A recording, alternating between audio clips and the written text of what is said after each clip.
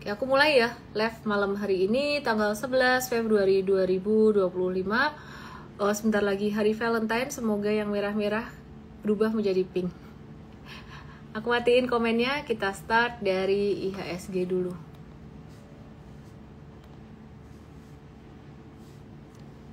Composite atau IHSG.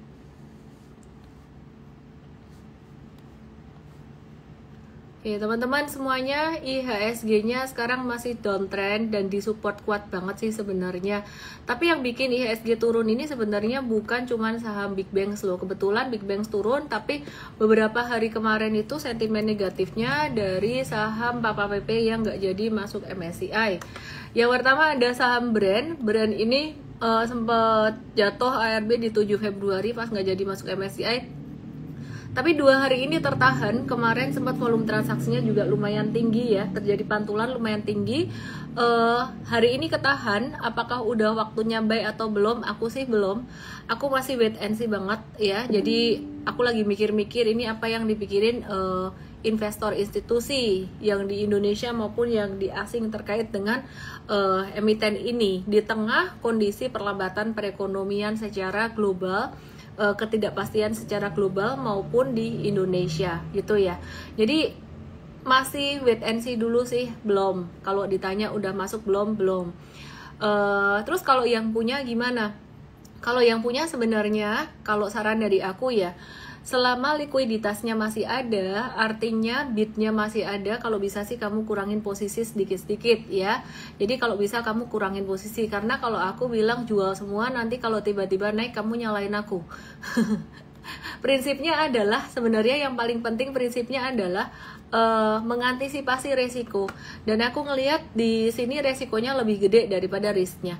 Kita lihat beberapa kali kejadian kayak kena FCA waktu itu, terus kemudian gak jadi masuk FTSE, terus gak jadi masuk MSCI, ini ketahan di low-nya sekitaran 5450. Ya semoga aja sih area ini bisa menahan ya di area 5450-an ini. Nah ini patternnya sebenarnya sideways gede, dia belum bisa lewatin 12.000 gitu loh. Nah jadi kalau teman-teman mau buy on weakness, apakah di 5450? Aku sih belum dulu. Jadi kalau ada pantulan justru malah digunakan untuk mengurangi posisi. Kenapa? Karena saat ini brand sebenarnya secara monthly lagi posisinya lagi di atas banget ya gitu. Dan kalau ngelihat monthly chart baru turun sekali kayak gini ya, ini masih wait and see lah posisinya gitu. Ini yang belum, kalau buy belum. Oke, terus kemudian bagaimana dengan cuan? Sama halnya dengan cuan ini setelah kemarin ada pengumuman gak jadi masuk MSCI, dia turun 3 hari berturut-turut. Kalau yang nanya apakah sudah waktunya buy ya, belum sih. Di aku sih belum sih. Dan support di angka 6.500, apakah 6.500 ini bisa menahan atau mungkin bablas ke di bawah itu ya, kita nggak tahu ya. Cuman di 65 pun aku juga belum mau buy ini ya, jadi nanti aja. Nah aku lebih, kalau sama-sama saham Konglo sih aku lebih watch money nanti kalau patternnya udah jadi bagus lagi. Sementara ini Pani patternnya gimana nanti kita bahas ya. Terus TPIA juga sama, ini ketahan supportnya di 6350 saat ini. Support ini kuat, jadi kalau misalkan ada pantulan gunakan untuk mengurangi posisi. Demikian pula dengan BRPT ini kalau ada pantulan kita juga akan gunakan untuk kurangin posisi ya Bapak Ibu ya. Jadi supportnya BRPT itu di sekitaran 785-800, lumayan kuat di sini. Ya jadi pantulannya kemungkinan bisa sampai di 900-an untuk BRPT, bisa kurangin posisi di area itu. Intinya sih untuk saham-saham konglomerasi ini aku agak berhati-hati karena naiknya udah agak tinggi. Nah untuk Pani sendiri, ini sebelum aku bahas saham-saham Big Banks yang banyak jadi pertanyaan, karena kalau aku bahas Big Banks terus dari awal katanya Big Banks terus gitu, tapi kenyataannya di sini trending questionsnya juga masih banyak banget nanyain Big Banks, BMRI, BBRI, ADI ya. Jadi perhatikan di sini. Perhatikan di sini, ini PANI support kuat di 9850, sekarang juga masih sideways, tapi sideways-nya didahului dengan tren turun. Jadi kita malah ngelihat pattern-nya yang tadinya head and shoulders, ini jadi terbentuk pattern inverse flag yang di tok-tok yang di YT ke Igoyo untuk bisa lihat chartnya. Ini ngebentuk pattern inverse pennant gitu. Dimana inverse pennant ini adalah pattern bearish continuation atau kelanjutan arah turun dengan supportnya di 9775. Kalau breakdown ini bisa lumayan jauh. Nah, kalau mengikuti target dari pennantnya sendiri, jika breakdown dari 9775, target inverse pennantnya itu bisa sampai ke 3520. Disclaimer on teman-teman semuanya. Oke, jadi kalau buat PANI sendiri aku masih wait and see dulu. Jadi melihat resiko pattern ini aku belum mau buy. Terus bagaimana jika aku nggak buy terus tiba-tiba naik? Ya biarin. Prinsip nomor satu ketika beli saham, trading kripto, nomor satu adalah mengantisipasi resiko dulu. Kalau secara fundamental resiko itu dilihat dari pastinya profitabilitas perusahaan, manajemen, pangsa pasar, bisnis model, dan yang terakhir paling penting adalah valuasi. Ya, yang terakhir valuasi. Tapi kalau misalkan itu tidak memenuhi kriteria fundamental, valuasinya juga tinggi, di sini saya pakainya technical. Jadi tidak seperti sektor properti lainnya, untuk PANI ini aku pakai technical bukan pakai fundamental karena valuasinya lumayan tinggi. Sekali lagi aku bilang aku lebih suka patternnya PANI, meskipun dia ngalamin naik turun ya. Nanti kalau pas dia sideways-nya udah mulai rapi lagi kayak gini ya. Ini dulu kan sempat sideways-nya sempat turun kayak gini di bulan apa nih? Oktober 2023 sempat turun, terus kemudian dia sideways panjang lagi dan breakout lagi. Nah, aku lagi nungguin terbentuk kayak gini lagi di PANI. Jadi apakah nanti ini turun terus naik jadi sideways-nya jadi bagus lagi atau enggak? Kayaknya perjalanan masih panjang. Panjang itu berapa panjang? Yuk kita lihat historikalnya aja. PANI ketika dia mulai jatuh di Oktober 2023 yang di tok-tok yang di YT, langsung aja lihat chartnya di Igoy. Aku miring-miring kayak gini karena chartku ketutupan HP buat Igoy. Oktober 2023 sampai dengan Agustus 2024 itu berarti hampir 1 tahun, 10 bulan dia sideways-nya 10 bulan. Nah, apakah PANI akan jadi sideways segitu lamanya lagi untuk masuk kembali ke masa akumulasi lagi dan layak untuk dibeli lagi? Aku nggak tahu dan aku nggak nungguin, tak biarin aja ya. Jadi ini contoh, aku ulang juga contohnya. Sebelumnya juga pernah terjadi teman-teman yang di tok-tok yang di YT. Ini PANI pernah naik tinggi di September 2022. Lihat aja di Igoy, dia pernah naik 425%. Habis itu dia ada kayak distribusi gitu, itu turun sampai level terendahnya 60% dari puncaknya. Yang di tok-tok yang di YT ke Igoy untuk bisa lihat chartnya. Igoy aku @ellenmei_official. Igoy means INSTA GRAM. Nah, setelah itu dia sideways kayak gini. Sideways-nya berapa lama? Ini dari Oktober 2022 sampai breakout lagi Mei 2023. Jadi berapa bulan tuh? Oktober, November, Desember, Januari, Februari, Maret, April, Mei, 7 bulan. 7 bulan dia sideways, terus dia breakout lagi. Terus di sini sideways lagi dari Juni sampai Agustus 2 bulan, terus lanjut breakout lebih tinggi ya. Terus dia dari tracement kayak yang aku bilang tadi, dari bulan Oktober 2023 sampai Februari sampai Agustus 2024. Jadi perkiraannya di sini apakah PANI bakalan sideways sekitaran 8 bulan atau 10 bulan atau mungkin 1 tahun, wah nggak tahu deh. Nanti kita lihat aja lagi dan kita akan update melalui mTrade untuk tradingnya. Oke, terus kemudian aku mau bahas dulu untuk saham yang bergerak aktif hari ini. Yang pertama ada saham Bank Mandiri. Bank Mandiri ini di total transaksi di pasar reguler 1,5 triliun rupiah. Dan asing net sell sekitar 237,3 miliar. Terus BBCA ini juga asing net sell, total transaksinya nggak masuk top 3 sih di pasar reguler, tapi ada asing net sell.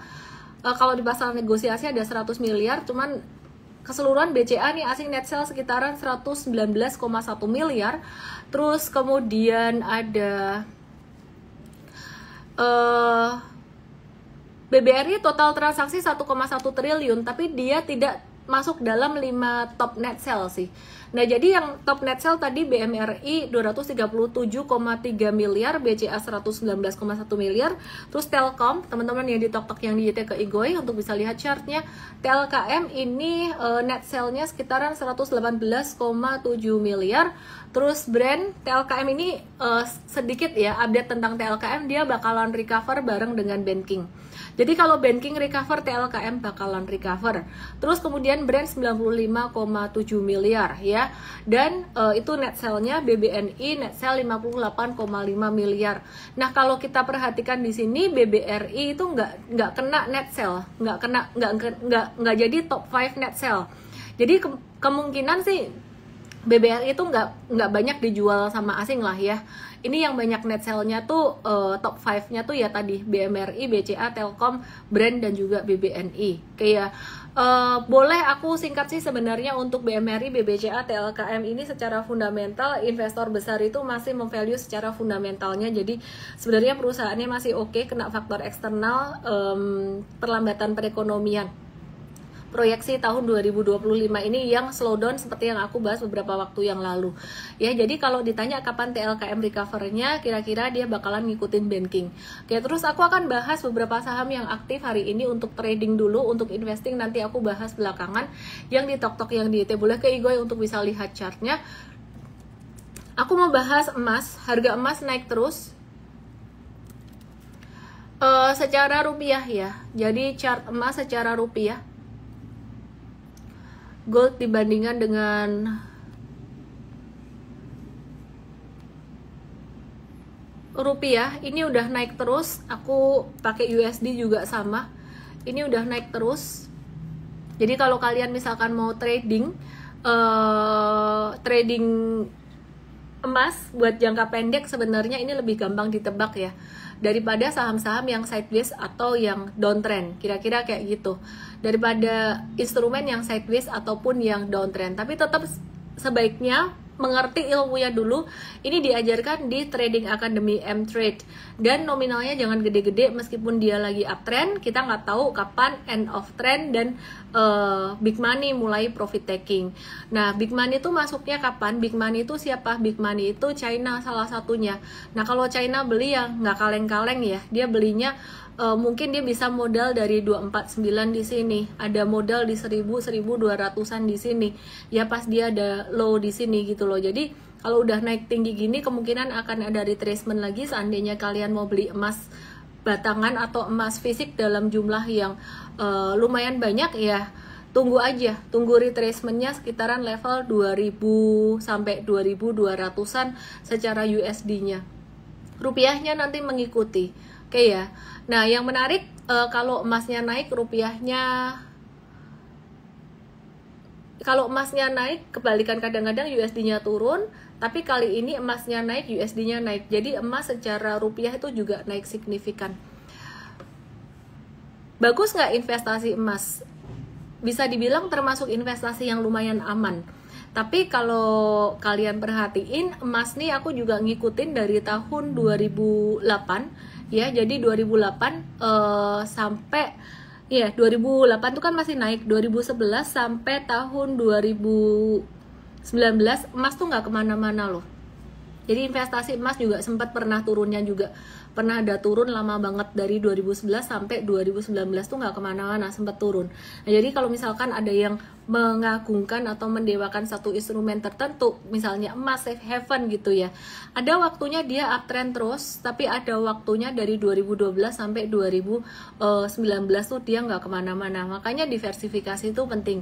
Dari 2011 sampai 2019 kebalikannya malah saham waktu itu lumayan perform sampai 2018 sih, terus turun dikit ya. Nah, terus saham turun di 2019, 2020, 2019 waktu itu karena Jiwasraya, case Jiwasraya jadi marketnya jadi sepi di akhir tahun, terus habis itu kena pandemi 2020. Nah, emasnya malah naik karena ada pandemi dan faktor geopolitik atau ada perang. Jadi intinya teman-teman, kalau udah di atas gini kalian mau beli emas batangan, wait and see dulu. Nah, bagaimana dengan saham emas yang di TokTok yang di YT boleh ke Igoy? Kita mau bahas PSAB. Instead of MDKA, Antam, dan saham-saham emas lainnya, PSAB ini dia bergerak lebih aktif dibandingkan dengan saham yang ada kaitannya dengan emas, produksi emas. Nah, mau beli saham emas atau beli emasnya langsung itu dua hal yang berbeda. Kalau beli emasnya langsung ya harga komoditasnya doang. Tapi kalau beli perusahaan atau saham emas itu faktornya banyak. Ada faktor fundamental perusahaan. Fundamental kan bukan cuman harga komoditasnya, tapi juga bagaimana seberapa efisien perusahaan itu mengatur operasional sehingga perusahaan itu bisa menghasilkan laba. Itu yang diperhatikan. Beda banget dengan beli emasnya secara langsung, yang diperhatikan cuman harga komoditinya. Oke ya. Nah, hari ini PSAB itu dia ada mengalami pantulan dalam jangka pendek, dan setelah retrace beberapa hari ya, sebelumnya 4 Februari breakout, terus abis itu retrace beberapa hari dan hari ini mantul. Kita ngelihatnya PSAB ini bakalan naik, tapi naiknya juga bakalan sideways aja. Jadi kita ngelihat PSAB ini, teman-teman yang di TokTok yang di YT boleh lihat ke Igoy. Ini buat pantulan jangka pendek, buat trading jangka pendek doang, dan kamu masuknya jangan banyak-banyak di sini ya. Jadi ini buat cuan bungkus aja lah istilahnya, dan disclaimer resiko transaksi di sini lumayan gede. Kemudian kita mau lihat saham dari grup Lipo. Ini ada MLPL atau multipolar, di mana multipolar ini yang menarik, dia mulai membentuk pattern dia mulai ada pembalikan arah dari tren turun sideways, dan di sini udah mulai ada tanda-tanda mau uptrend. Nah, sama halnya dengan PSAB, multipolar ini cuman buat trading aja. Jadi trading jangka pendek berpotensi untuk menguat sampai level kemungkinan 142, profit taking jangka pendek sampai 145-an kemungkinan di area situ. Bisa lebih bisa kurang, tapi ini sifatnya benar-benar kayak trading technical doang. Stop loss di bawah 123, kasih jarak sedikit. Disclaimer buat semuanya yang masih pemula. Aduh, gelegeannya rasa strawberry. Sorry ya. Agak nggak sopan. Oke, LPKR. Sekarang ke LPKR. LPKR gimana? Aduh, sampai mana tadi?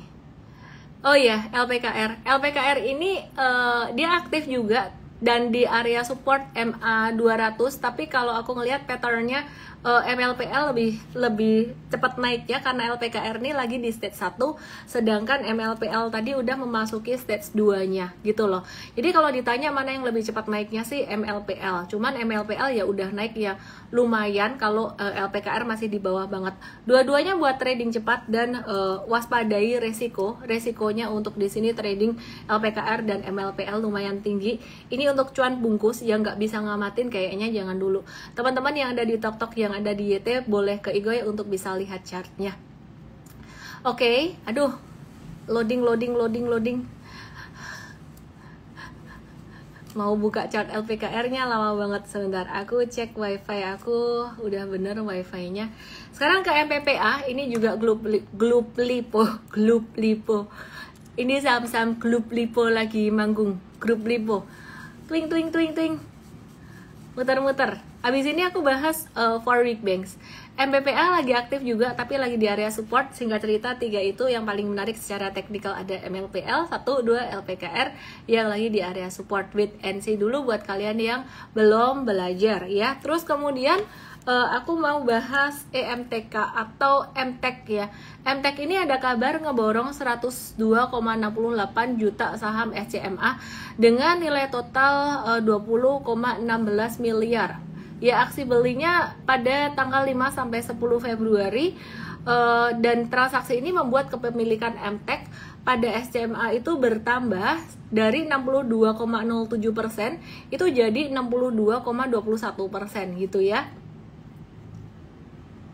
Oke, nah untuk MTEK sendiri hari ini sebenarnya aktif, tapi sama halnya dengan MLPL dan juga MPPA, LPKR tadi, ini sebenarnya trading jangka pendek aja, mengingat resiko di market saat ini lagi lumayan tinggi, ya.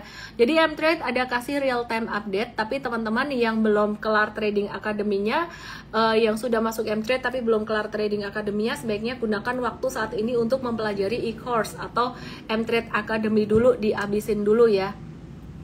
Kabarnya, saya juga nggak tahu ya, kabarnya SCMA saham yang dibeli sama MTEK ini ini kabarnya di tahun 2024 laba bersihnya berpotensi bisa tumbuh 172% secara tahunan, tapi disclaimer jangan langsung beli, wait and see dulu untuk SCMA. Terus aku balik ke brand sedikit ya, anak usaha brandnya ada update berita, Star Energy Geothermal ini udah menyelesaikan pembangunan salak binary. Dan brand lagi menambah kapasitas panas bumi. Just berita, sedikit berita aja, tapi teknikalnya tetap kita belum buy dulu, kita tetap wait and see dulu. Kemudian aku mau move ke saham yang lagi aktif hari ini. Masih ada saham dari sektor apa ya, dari grup yang masih ada kaitannya dengan MTech dan SCMA, yaitu Bukalapak yang hari ini naik signifikan. Bukalapak tuh sebenarnya kita sempat ada ngehold beberapa waktu yang lalu, terus ada kabar dia nggak jadi masuk MSCI atau keluar gitu kira-kira. Jadi kita waktu itu exit dulu. Jadi sideways-nya tuh lama banget, dan hari ini mantul kencang tinggi. Be very careful, pantulan hari ini tuh kena resisten kuat 148 sampai 150 yang susah banget dijebol di area ini. Jadi wait and see dulu, jangan buru-buru masuk Bukalapak ya, wait and see dulu. Terus kemudian selain Pesap yang tadi aku udah bahas, ada saham dari grup Bakri, ada Dewa yang hari ini kembali aktif. Aku ngelihat volatilitas dari harga saham Dewa ini lumayan banget, sempat turun, tadi sempat terendahnya 105, terus kemudian mantul lagi sampai 115, terus kemudian sampai 112.